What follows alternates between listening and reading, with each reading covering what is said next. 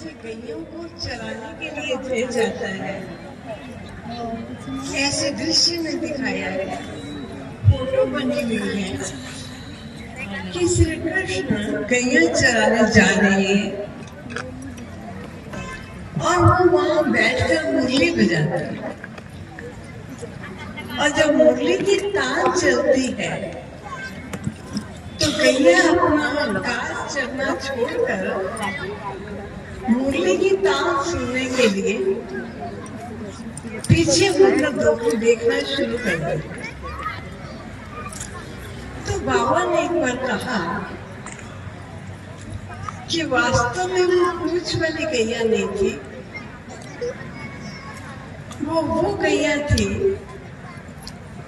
जो ज्ञान घास खाती थी और सबको ज्ञान दूध देकर शक्तिशाली बनाती। ये कोई पूछ वाली गाय की बात नहीं है और ये कृष्ण ही ग्वाला नहीं था जो गैयों को चराने ले जाता था। श्री कृष्ण के 84वें अंतिम जन्म में स्वयं श्री बाबा ने प्रवेश किया और आत्माओं को ज्ञान सुनाकर ज्ञान देने के योग्य बने। तो एक बार बाबा अपने बच्चों को लेकर सामने बहुत सी पहाड़ियां थी, तो बाबा पहाड़ियों पर जा रहे थे। तो बाबा ने रास्ते में कहा कि बच्चे गैयों को चराने का जो चालक होता है, चरवाहा होता है, जब वो गैयों को चराने ले जाता है तो क्या वो गैयों के आगे चलता है कि गैयों के पीछे चलता है? तो सबने कहा कि गैया आगे चलती है और गैया का चराहा गैयों का पीछे चलता है। तो बाबा ने कहा ठीक है, फिर तुम सब आगे आगे हो जाओ और चैतन्य मनुष्य गैयों को चराने वाला चराहा तुम्हारे पीछे चलेगा। तो सारे बच्चे आगे आगे हो गए और बाबा पीछे पीछे था। तो बाबा ने कुछ महावाक्य उच्चारण करने शुरू किए। स्वाभाविक है, जब पीछे आ रहा है बाबा और वो महावाक्य उच्चारण कर रहे हैं तो सभी बच्चे जो आगे चल रहे थे वे मुड़कर बाबा की मुरली जो बाबा बजा रहा है ज्ञान की, वे सब सुनने के लिए पीछे मुड़कर देखने लगे। तो बाबा ने कहा बच्चा देखा, ये उस गाय की बात नहीं है, ये तुम चैतन्य गैयों की बात है।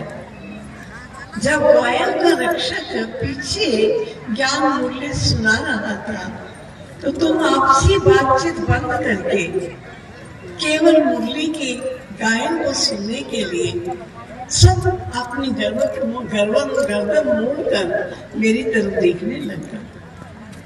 तो ये जो चित्र बने हुए हैं ये स्थूल चित्र हैं, लेकिन वास्तव में कौन सी गैया, कौन सा गैया का रक्षक, कौन सी मुरली और कौन सा ग्रास, ये किसी को मालूम नहीं। और एक बार बाबा ने कहा कि पहाड़ी गाय बहुत कम दूध देती हैं और मैं चाहता हूं कि मैं अपने बच्चों को बड़ा शुद्ध पवित्र दूध इस मधुबन की भूमि पर पिलाऊं। तो एक बच्चे को कहा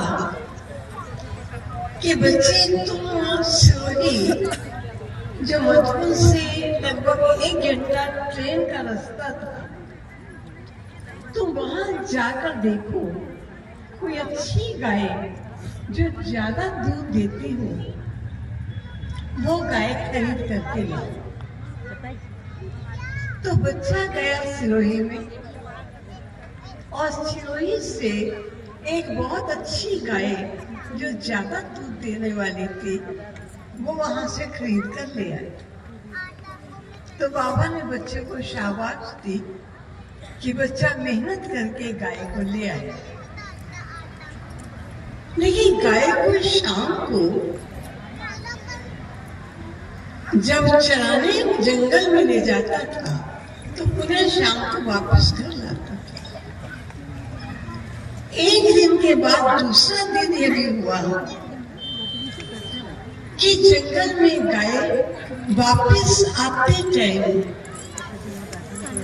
गैया चराने वाले भाई को वो गाय मिली नहीं, जिस गाय को सिरोही से खरीद कर लाया। तो बच्चे ने आकर बाबा को कहा, बाबा अभी भी जो नई नई गाय मैं खरीद कर लाया था वो गाय गुम हो गई। मैंने सारे जंगल में ढूंढा और टटोला लेकिन मुझे कहीं गाय मिली नहीं। तो बाबा ने कहा, बच्चे जहां से गाय खरीदी तुम उसके पास जाओ। कई गायों को आदत होती है किसी खड्डे में बैठ जाने की या किसी पेड़ के पीछे बैठ जाने की या कहीं पहाड़ी के कोने में बैठ जाने की। तो मालिक को अपनी गाय की नेचर मालूम होती, तो आप उसको पूछ के आओ कि आपकी गाय हमें मिल नहीं रही, तो क्या वे आपकी गाय कहाँ से हम ढूंढे, कोई लोकेशन, कोई उसकी हैबिट आप हमको बताइए। तो 3 दिन हो चुके थे, चौथे दिन ये भाई सिरोही में पहुंचे थे। तो जब चौथे दिन वहां पहुंच कर कहा कि जो गाय हम आपसे खरीद कर ले गए थे वे गाय गुम हो गई है। तो मालिक ने इतने शब्द सुनते ही फौरन कहा कि आज प्रातः ये गाय मेरे पास सिरोही में पहुंच गई।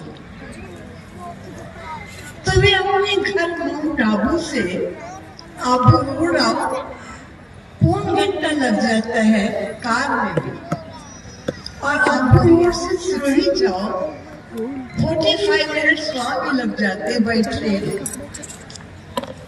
लेकिन गाय अपने मालिक के पास इतनी दूर पैदल पहुंच गई। तो आकर बाबा को बताया कि बाबा गाय तो अपने मालिक के पास पहुंच गई है। बाबा ने कहा, कमाल है, एक गाय जैसा पशु भी अपने मालिक को भूल नहीं पाया, मालिक की विरह को सहन नहीं कर पाया और मालिक के पास पहुंच गया। और आज मेरे बच्चे ये कह देते हैं कि बाबा आपको याद करने की कोशिश करते हैं लेकिन याद टिक नहीं पाता। अरे बच्चे,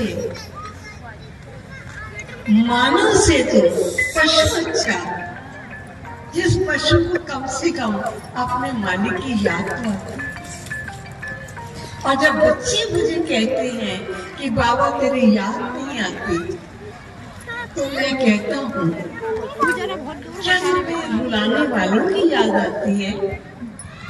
क्या तुम्हें दुख देने वालों की याद आती है? क्या तुम्हें चिंताएं लगाने वालों की याद आती है?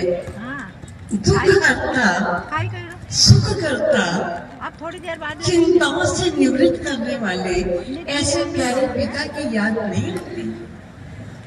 तो बच्चों को ध्यान देना चाहिए कि मेरी ही वो याद है जो बच्चों को दुखों से छुड़ा सकती है, अशांति से मुक्त कर सकती है और सर्व प्रकार की प्राप्तियों से संपर्क कर मेरे बच्चे देव आत्मा बन सकते हैं।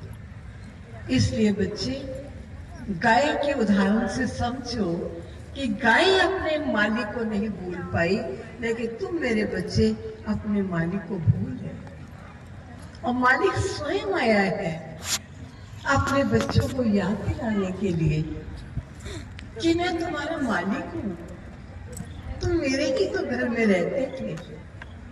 मैंने तुम्हें खेलने के लिए भेजा। खेल खेल में तुम खेल के साथियों से इतना लिपायमान हो गए, इस घर में इतना लिपायमान हो गए कि आप मुझे भूल गए। बच्चे, बाबा को याद करो। सभी दुख और सभी रोगों से मुक्त होकर सदा के लिए सुखी और शांत हो जाओ। ओम शांति, ओम शांति।